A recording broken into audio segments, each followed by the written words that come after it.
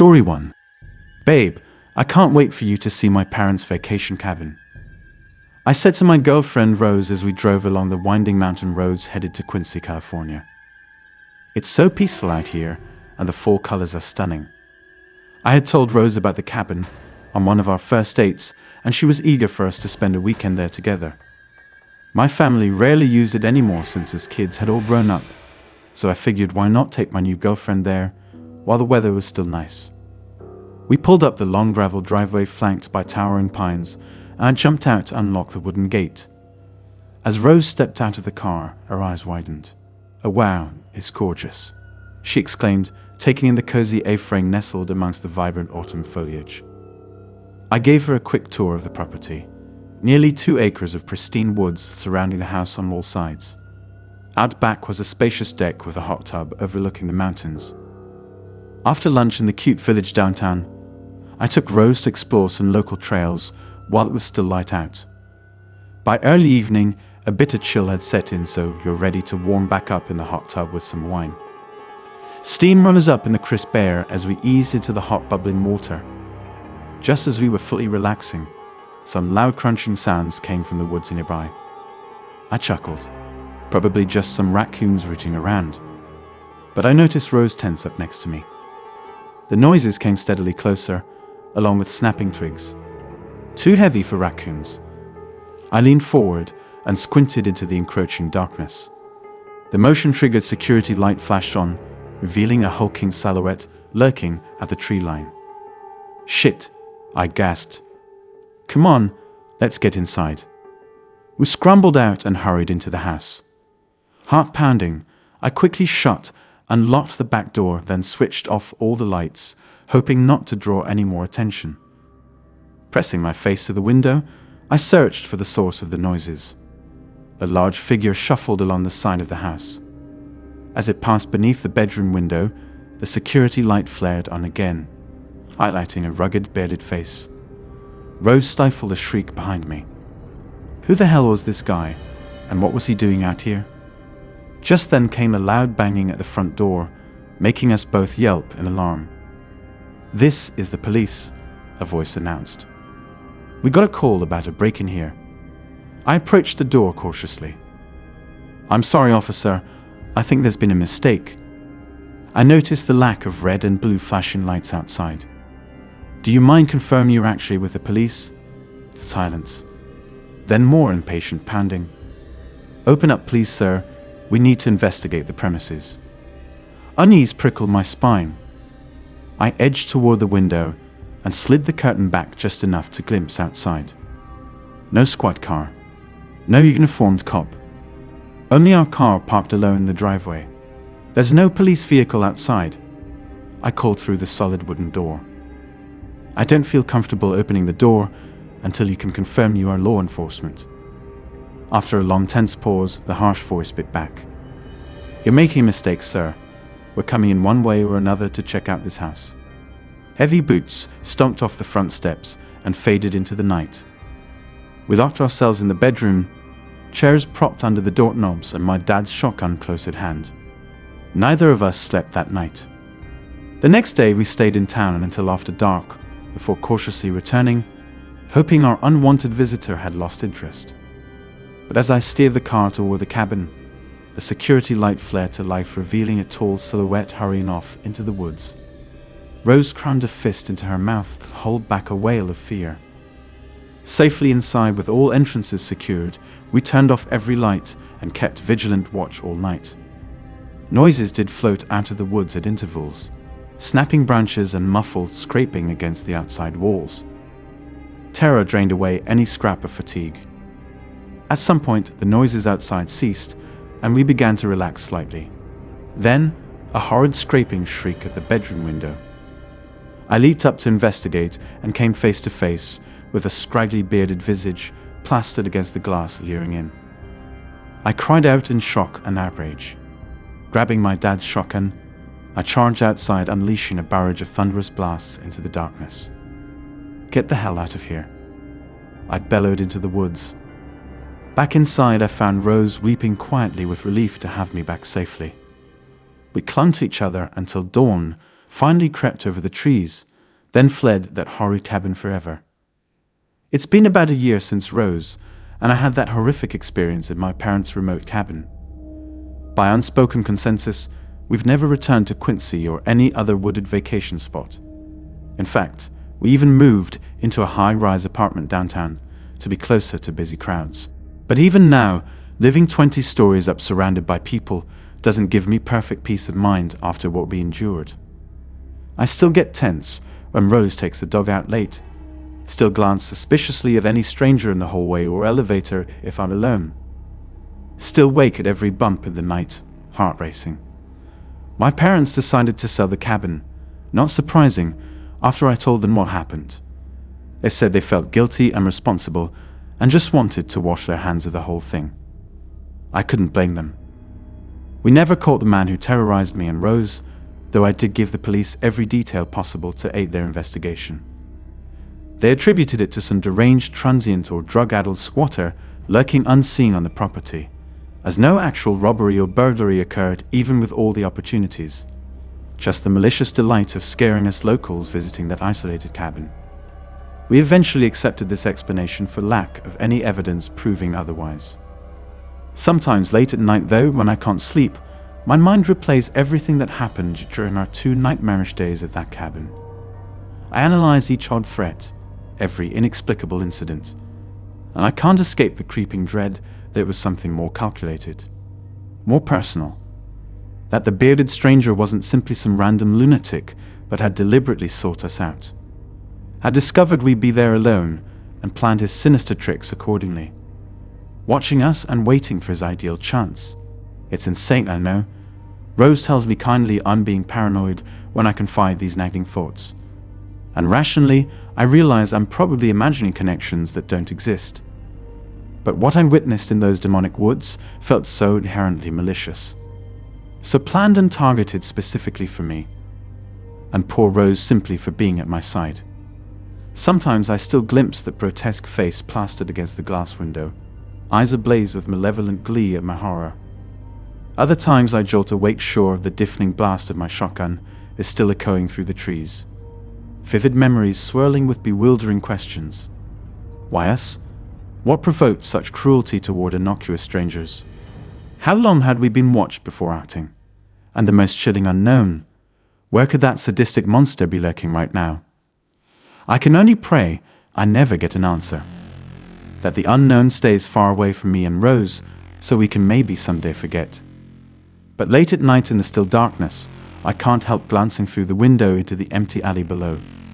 Listening for heavy footsteps I pray to never hear again. Story 2. The open road at night has always given me a spooky feeling, but I never expected it to turn into a real-life horror show.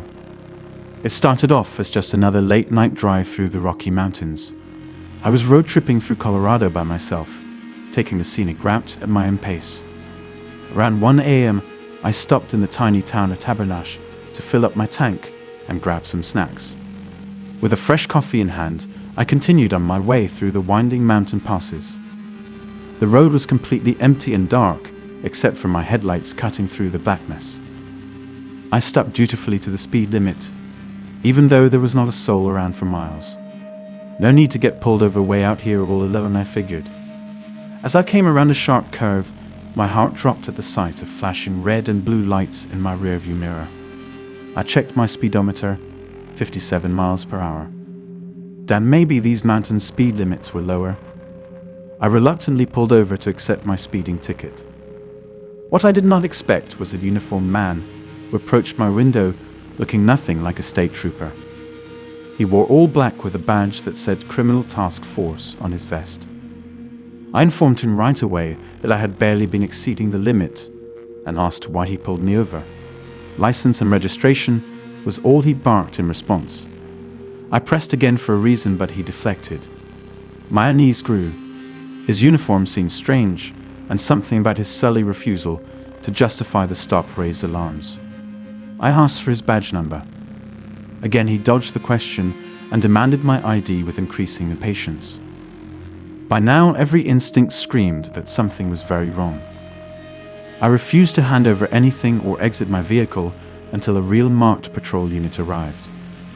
But he only grew more aggressive, shouting threats as he grabbed my locked door handle. That's when I knew I had to flee. I hit the gas and left him spewing curses in my dust cloud. My pulse pounded in my ears. What if I was wrong? Would I go to jail for running from an undercover cop? But no, every detail added up to a fake. Just then, his ominous vehicle reappeared behind me, lights ablaze in hot pursuit. I grabbed my phone to call 911 with hands shaking so badly I could barely grasp it. Breathlessly, I reported being chased by a suspicious person impersonating a cop. The dispatcher swiftly directed me to the nearest police station just minutes away in Fraser. I pushed the gas pedal closer to the floor, but the phony cop stayed glued to my tail menacingly. Finally, we neared the station and his headlights swerved away into the night as covertly as they'd arrived. Still rattled, I pulled into the station parking lot. The genuine uniformed policeman who greeted me listened bravely as I recounted the details of my harrowing encounter. "You did exactly the right thing," he assured me. "That situation could have gone bad in so many ways. It's best not to take any chances."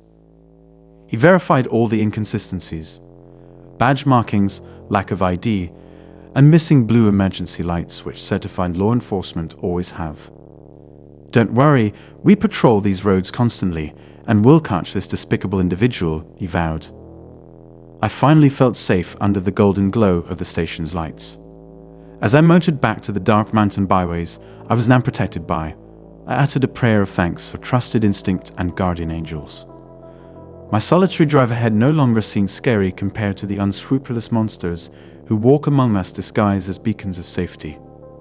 But now I know to watch for the light that leads not to refuge but into perilous shadows, and have faith that bright flashes ahead signal no danger, so long as their colors shine true blue. It's been 6 months since my road trip through Colorado took that alarming turn, but not a day passes that I don't mull over the chilling what-ifs. What if I had complied blindly with that fake cop? Handed over my ID and stepped out of my protected vehicle onto that pitch-dark highway, trusting his authority. Too many horrific scenarios have played out in excruciating detail in my restless dreams. Dark cellars and makeshift hospital beds stained with the evidence of botched freedom attempts. Dump sites strewn with personal items stripped from unfortunate hitchhikers who entered the wrong patrol car. Forever silenced witnesses buried miles deep in the bleak forest. In the bright sanity of daylight, it all seems like the fabrications of an overactive imagination run amok. Surely a simple case of mistaken identity under the dark and unfamiliar rural roads. No actual evidence even points to intended malice from that impersonating interloper. And yet, the sadists who walk freely down supermarket aisles or preach from pulpit podiums seek what all predators do: opportunity arising from misplaced trust. So what intentions truly hid beneath that fake badge glinting over black Kevlar? While others may dismiss my chilling tale as just a bout of road trip paranoia, some primal instinct cannot abide such uncertainty. Too vivid is the memory of scattered belongings peeking from forest underbrush, viewed from the safety of a cruise ship deck, yet defying all logical protest. Yes, officer, I got turned around looking for eagles to photograph. Of course, this is my camera bag. Now I don't know how it ended up across a ravine covered in dirt. And so lingering doubts refuse to fade, denying me peace. Where are you now, my false protector? Have other trusting lambs entered your deceitful fold, never again to re-emerge? What broken lenses and abandoned cars rest strewn behind your vanished revolving lights? For true evil lurks patiently bathed in righteous disguise, while the fortunate misguided survive regretting doors unlocked and engines idled for insistent strangers. Story 3. I jolted awake to the sound of glass shattering downstairs. Heart pounding, I grabbed the baseball bat I kept by my bed and cautiously crept out of my room. The old floorboards creaked under my feet as I made my way to the top of the stairs. Holding my breath, I listened intently for any other sounds. An eerie silence filled the house. Gripping the bat tighter, I slowly descended the stairs, wincing as each step emitted a loud groan that echoed through the stillness. Reaching the bottom, I scanned the dark living room, but saw nothing amiss. I continued on to the kitchen, flicking on lights as I went. Broken glass littered the floor by the back door. The door itself hung crookedly from its hinges, the wood frame splintered from being kicked in. Cold air blew in through the opening, the broken door swaying slightly in the night breeze. I swept my eyes over the rest of the kitchen, but spotted no intruder. Heart still slamming against my ribs, I quickly searched the other rooms downstairs, finding nothing disturbed. Whoever had broken in was no longer here. I grabbed myself to call the police when I spotted a piece of paper on the counter that hadn't been there earlier. Hands shaking, I unfolded it. Scrawled in sloppy handwriting was a message. "I'm watching you." A chill ran down my spine. I whirled around, half expecting to find someone lurking behind me. The house was still empty, but the ominous words filled me with dread. Who was watching me and why? I reported the break-in to the police, who came to inspect the property and collect evidence. They confirmed no one else was still present, but promised to increase patrols in the area at night. Though they didn't seem overly concerned by the bizarre note left behind, it deeply unsettled me. Over the next week, I barely slept. Every small noise had me jumping out of bed to check the house. But each night passed without further incident. During the day, I worked to replace the back door and installed a security system, including cameras outside. I wasn't taking any chances if someone truly was watching me. By the end of the week, my paranoia began to lessen. The police patrols and new security system reassured me. I finally convinced myself the break-in was just a random act of vandalism, some rebellious teenagers causing mischief. And the creepy note was just meant to scare me, nothing serious to worry about. But I was wrong. On Monday evening, just as the last remnants of daylight were disappearing from the sky, I let my dog Buster out into the backyard, then headed upstairs to grab a quick shower. As I lathered up my hair with shampoo, I heard Buster start barking fiercely outside. I stuck my head out of the shower, listening over the cacophony of water drawing the tile around me. Buster's aggressive barking was definitely not like his usual playful reaction to squirrels or bunnies encroaching on his territory.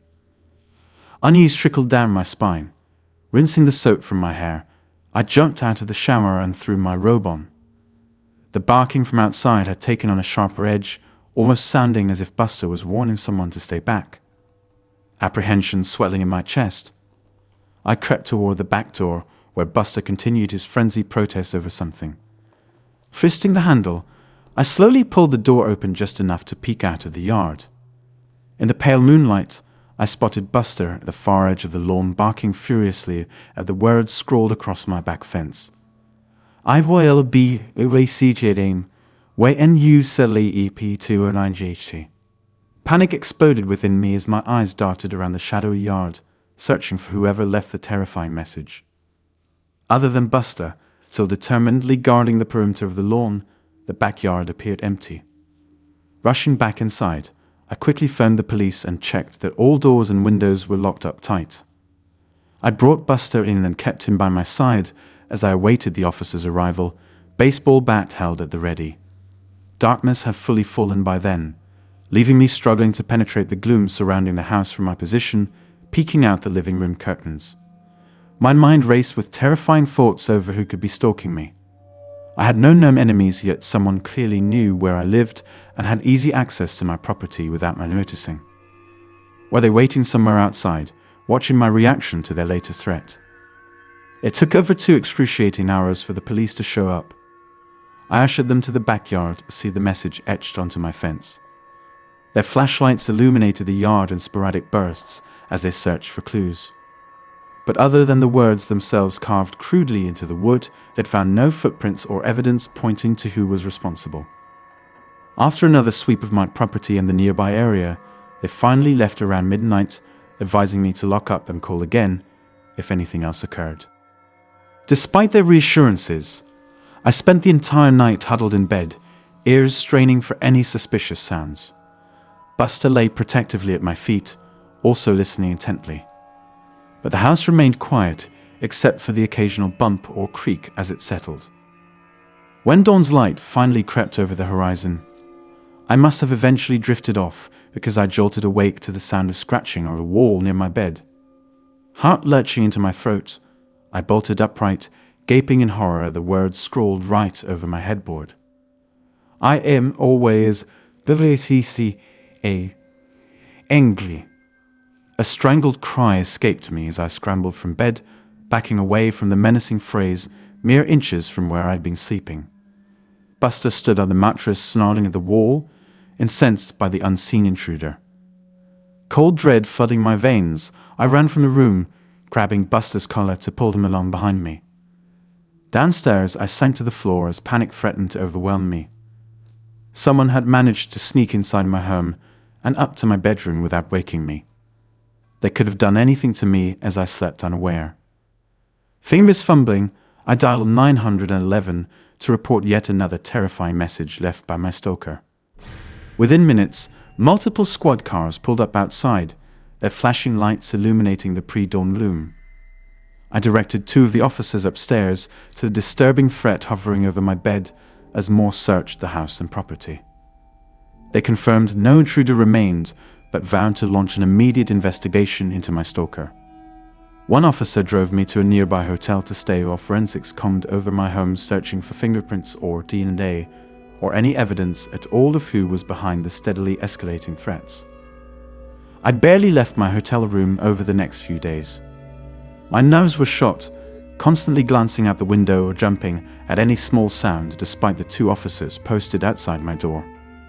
Logic told me I was safe here while my stalker had zero idea where I was, but visceral fear kept clawing inside me, stealing any sense of security while the perpetrator remained at large. Nearly a week passed without updates from the investigators working my case. Each day that crawled by without answers or arrests dragged my anxiety higher. I tried busying myself watching movies or reading, anything to distract my thoughts from endlessly worrying theories on who could be tormenting me like this. Buster stayed loyally by my side, picking up on my distress, his ears twitching at the slightest creak or thump from the rooms surrounding ours. The only time I left was to take him on short walks, slinking from shadow to shadow in the back alleyways, avoiding open or well-lit areas. I constantly scanned for anything suspicious, jumping when loud vehicles rolled by or raucous laughter echoed from the bars a few streets over. But nothing seemed amiss during those brief moments I dared step outside. The world bustled on around me, oblivious to the gnawing terror my life had become. I almost longed to share in that blissful ignorance once more. Perhaps I should sell my home once this ended and start fresh somewhere new, somewhere I wasn't stalked at every turn by a demented stranger. Late Friday evening, I returned from one of these quick walks with Buster to find a large envelope waiting on my bed. Heart freezing mid-beat, I cautiously approached, Buster echoing my hesitance with a low rumble sounding from deep within his chest. No one should have known I was here, let alone have access to my room. Fingers trembling, I carefully opened the envelope, half expecting some toxic substance or weapon intended to hurt me. But instead, several grainy photos spilled out depicting someone that looked like me running errands or taking Buster on walks from over the past year. Scrawled on one of the photos were the words, "Do you feel safe?"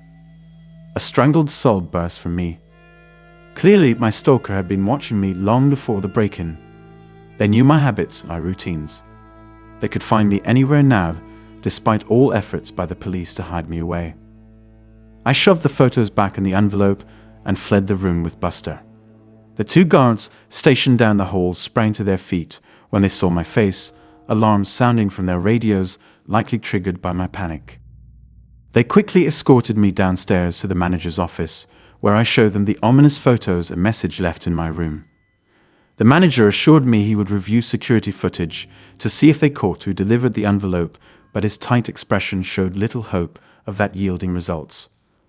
The officers immediately drove me to an undisclosed police safe house, my stalker once more, somehow circumventing all precautions to track me down. They affirmed I should be untraceable here, but my nerves remained frayed, stomach twisted in relentless knots. 36 agonizing hours ticked by without incident this time. No messages or clues on my stalker's whereabouts during that period. The lead detective maintained confidence we finally managed to evade whoever was terrorizing me.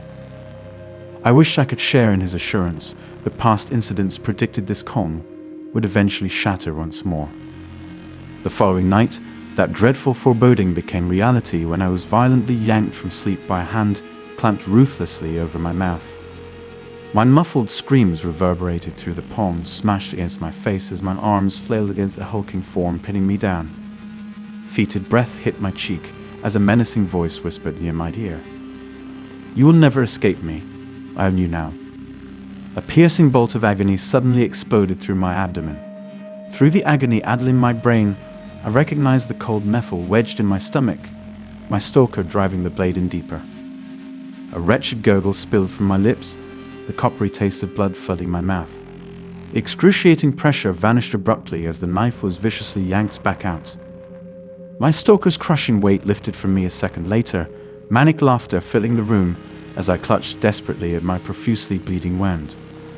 The door slammed deafeningly, signaling my attacker's departure, though my wavering consciousness barely registered anything beyond the blistering torment radiating through me. Darkness crept into my fading vision, the horrific agony mercifully beginning to numb. With my final ragged breath, I prayed whoever this monster was that derived such appalling gratification from brutally tormenting me would be caught before they could sadistically stalk another innocent, helpless victim. My last coherent thoughts mourned those who would experience this monster's merciless vile delight in the utter destruction of another human being. Then the light fully extinguished, drawing me into peaceful oblivion, finally freed from my unrelenting nightmare.